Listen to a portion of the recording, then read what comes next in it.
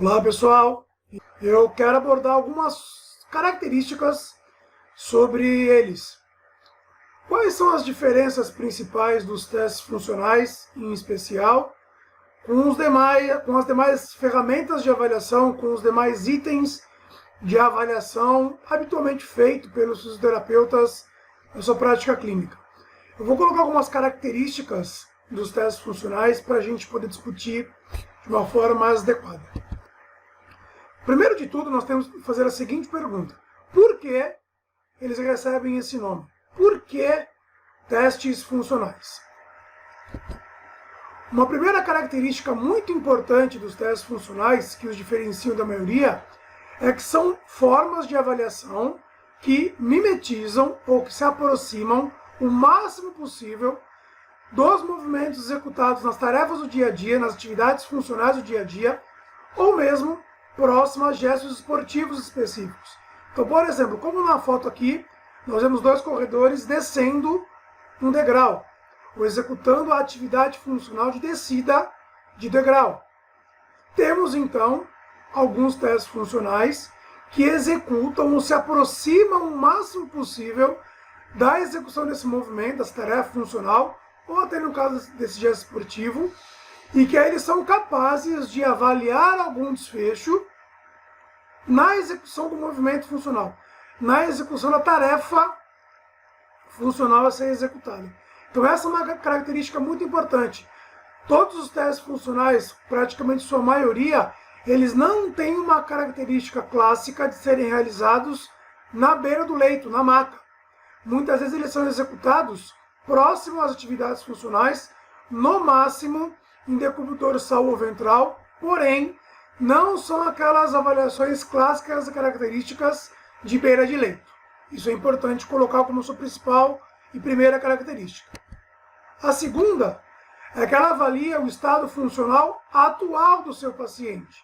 Portanto, não importa como era o estado funcional prévio, anterior do seu paciente. Quando você realiza a primeira avaliação com um teste funcional para avaliar aquele desfecho específico, você está avaliando o estado atual do paciente do ponto de vista físico e funcional. E, consequentemente, se você acompanhar ao longo de um tempo, de uma temporada esportiva ou durante um tempo específico de acompanhamento, ou mesmo se você executar uma intervenção e você quiser reavaliar, quando você fizer uma reavaliação, depois de um período de tempo, novamente, você vai reavaliar o estado funcional daquele momento do seu paciente, submetido a uma intervenção ou acompanhado ao longo do tempo. Isso é importante colocar também. Uma terceira característica, que aí muitas pessoas acabam confundindo, e muitos colegas confundem isso. Mas será que os testes funcionais eles são subjetivos? Não. Os testes funcionais eles dão medidas objetivas. Eu tenho um valor, eu tenho uma nota de corte, eu tenho uma faixa de valores de forma objetiva. Eu transformo, muitas vezes, informações ou dados subjetivos coletados naquele teste funcional em avaliações objetivas. Elas são quantitativas, eu consigo quantificar, eu consigo medir quanto eu tenho daquele desfecho medido por aquele teste funcional. E também eles são comparáveis. Eu consigo comparar um membro em relação ao outro. Eu consigo comparar hoje, o valor que eu encontrei, pós-intervenção, se houve melhora ou se houve piora. Hoje, e acompanho uma temporada inteira para ver se há manutenção, melhora ou piora daquele desfecho avaliado pelo teste funcional. Então eu tenho medidas comparáveis também nesses testes. Algumas outras características importantes dos testes funcionais é que eles são de baixo custo. Isso é fundamental. Alguns testes funcionais não têm custo nenhum. Você precisa do local para a realização do teste e a aplicação do mesmo, e alguns são de baixíssimo custo. A estrutura física e o material que você precisa para aplicar os testes funcionais são de baixo custo. Então, portanto, eles se tornam testes funcionais acessíveis para a grande maioria dos colegas fisioterapeutas que muitas vezes não têm acesso a recursos tecnológicos ou não disponibilizam na sua região, na sua cidade, no seu estado, muitas vezes, de uma estrutura tecnológica tão boa. Não estou dizendo que sou contra o uso de recursos tecnológicos na avaliação fisioterapêutica, muito pelo contrário. Se você tiver acesso à tecnologia, use. Porém, quando você não tem acesso à tecnologia, quando você não tem acesso à estrutura tecnológica, que muitas vezes é cara e tem um custo alto de investimento, os testes funcionais são uma opção interessante pelo seu baixo custo. A outra questão importante é a facilidade de aplicação. Você consegue aplicar esses testes funcionais em qualquer local. Você não precisa de um local, de um laboratório, de uma clínica específica de avaliação para isso. Você pode aplicá-lo na beira do campo, na beira da quadra, na beira da areia, na beira da piscina. Você pode aplicá-lo dentro de uma academia, dentro de um box de crossfit. Você pode levar e montar o cenário de testes funcionais em qualquer local em que o atleta ou que o paciente esteja. Não há dependência do paciente ter que vir até você, da sua clínica, até o seu consultório, para fazer a aplicação dos testes funcionais. Então eles são de facilidade e tem uma fácil aplicação. E principalmente, necessitam de pouco material de avaliação. Eu costumo dizer que se você tiver, muitas vezes, uma fita adesiva, uma fita métrica, um goniômetro e muita boa vontade, você consegue executar grande parte dos testes funcionais aplicáveis e utilizados na fisioterapia esportiva e traumato ortopédico. Portanto, você precisa de pouco material de avaliação. O investimento para os materiais necessários é muito pequeno. Ok? A segunda pergunta. Os testes funcionais. Quais eu seleciono? Quais informações os testes funcionais precisam me fornecer para que eu possa pensar em selecioná-lo para avaliar algum paciente? Eu vou colocar algumas situações importantes que nós algumas já vimos para auxiliar o colega na tomada de decisão. Qual teste funcional eu vou selecionar?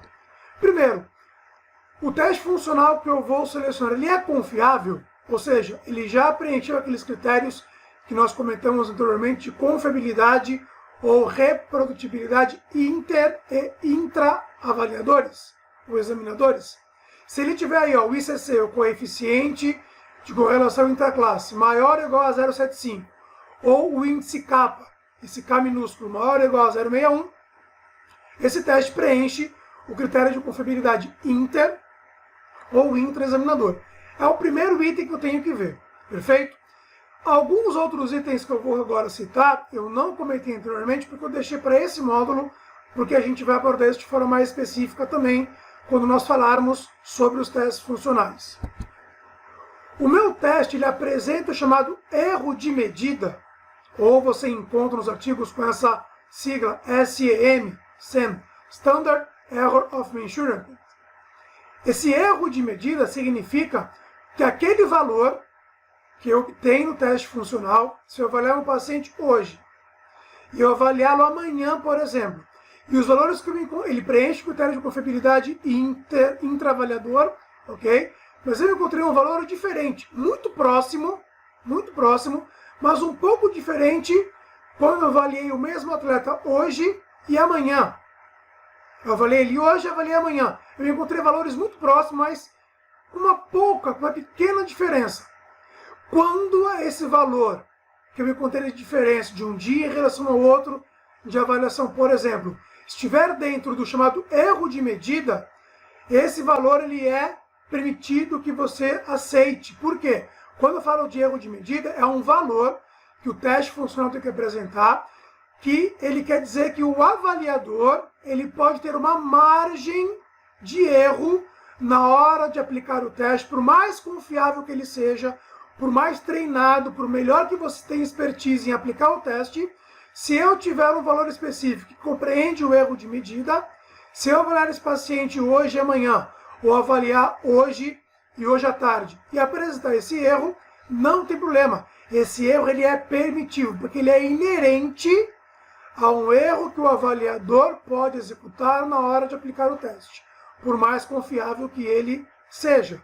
Portanto, eu tenho que ficar atento também, porque muitas vezes eu posso achar que meu paciente piorou ou melhorou, mas na verdade, aquele valor que eu obtive para mais ou para menos, por exemplo, no dia seguinte, pode significar meramente um erro de medida quando você aplica o teste. Então o teste tem que apresentar esse valor. É importante que ele traga essa informação. Uma terceira informação importante: o teste funcional informa a mínima mudança detectável, ou o MDC, o Minimal Detectable Change. O que significa isso? Essa mínima mudança detectável é um valor que geralmente é maior que o erro de medida, e aí sim, se o meu teste, quando eu avalio o paciente hoje e amanhã, ele apresentar um valor que esteja dentro da mínima mudança detectável, aí eu posso afirmar que alguma coisa modificou aquele valor daquele teste funcional. Pode ser o acaso, pode ser o tempo, ou pode ser alguma intervenção.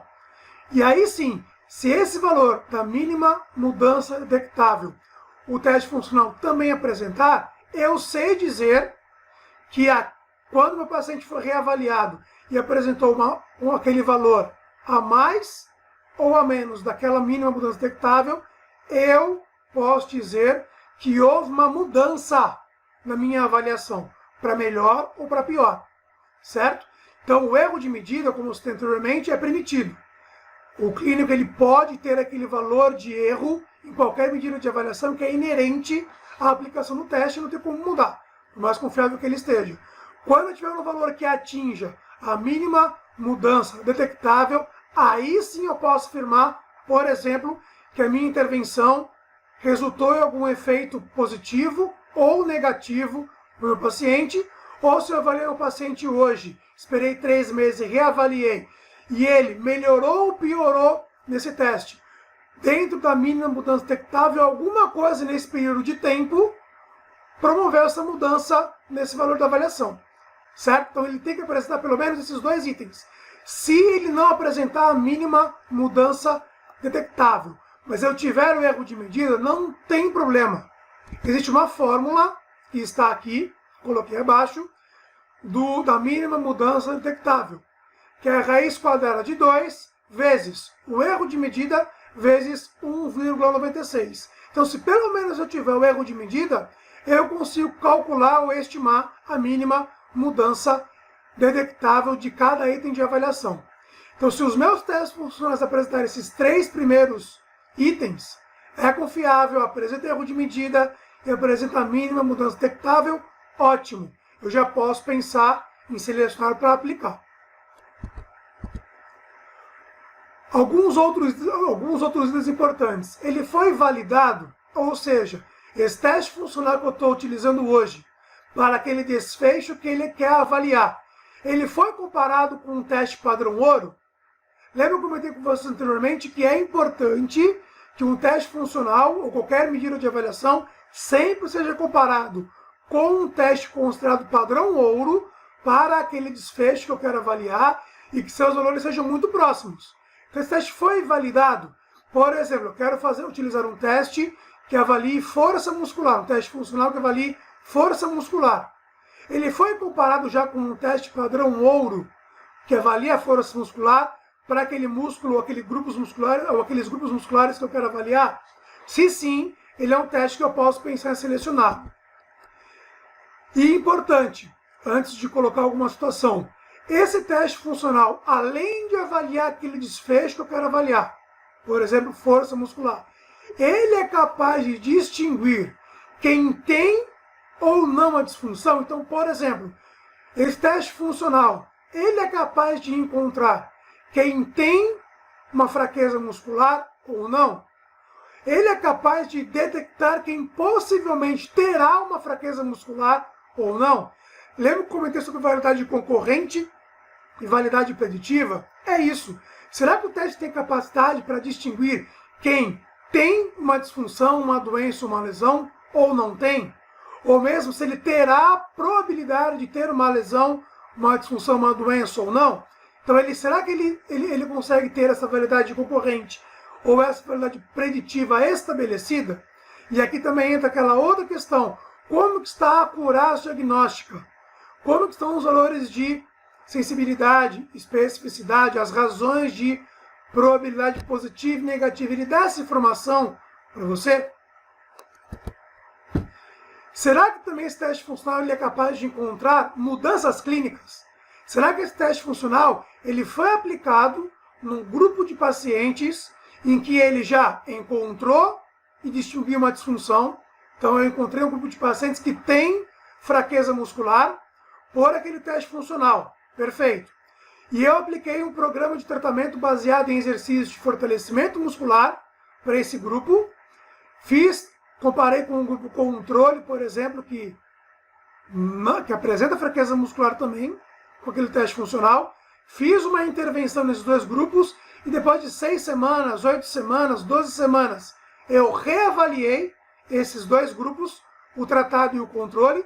E será que esse teste ele conseguiu detectar o efeito do fortalecimento muscular? Será que ele conseguiu encontrar mudança clínica? Será que o grupo que executou o tratamento de fisioterapia com base em fortalecimento muscular melhorou o nível de força muscular utilizando esse teste funcional? Ou, se eu avaliei um grupo de atletas agora na pré-temporada, que eu já tenho um teste que tem uma validade preditiva para detectar atletas que vão ter risco de ter uma lesão.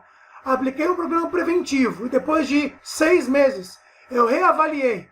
Será que, ou então depois de 3 meses, 6 meses para monitorar a evolução no trabalho preventivo, será que esse teste conseguiu, com 3 meses, com 6 meses, detectar alguma mudança benéfica e clinicamente importante desse programa preventivo? Então é mais uma pergunta que eu tenho que responder para selecionar quando usar ou não um teste funcional. Aí, pessoal, vem a última pergunta. Testes funcionais para quem? Quais são as condições clínicas hoje na área de fisioterapia esportiva, traumato ortopédica, musculoesquelética principalmente, que nós temos informações, tanto de validade concorrente como preditiva, para confirmar um diagnóstico ou para descartar um diagnóstico, para confirmar uma disfunção ou descartar uma disfunção, ou predizer o risco de alguma lesão ou disfunção que nós temos estabelecidos. Nós temos já testes funcionais amplamente aplicados para entorse lateral do tornozelo ou instabilidade crônica do tornozelo, para lesões e para pós-operatório de reconstrução do ligamento cruzeiro anterior, para síndrome da dor femoropatelar. Em membros superiores, temos algumas informações para síndrome da dor subacromial e para tendinopatias de manguito rotador. Temos informações para osteoartrite de joelho, para lesões musculares de membros inferiores, mais especificamente para isquiosurais. Temos informações para atletas submetidos a concussão cerebral, para doença aguda da montanha em esportes que são praticados principalmente em altitude. Temos informações para predição do risco de desenvolvimento ou não de lesões no esporte. E aí temos várias lesões esportivas que já foram mapeadas e rastreadas para detectar um risco de lesão. Temos valores de referência para sujeitos sadios. Então nós temos sim informações para indivíduos sadios sobre testes funcionais e também informações para atletas e praticantes de atividade física em várias modalidades, para ambos os gêneros, para vários níveis competitivos, para vários níveis quanto à idade.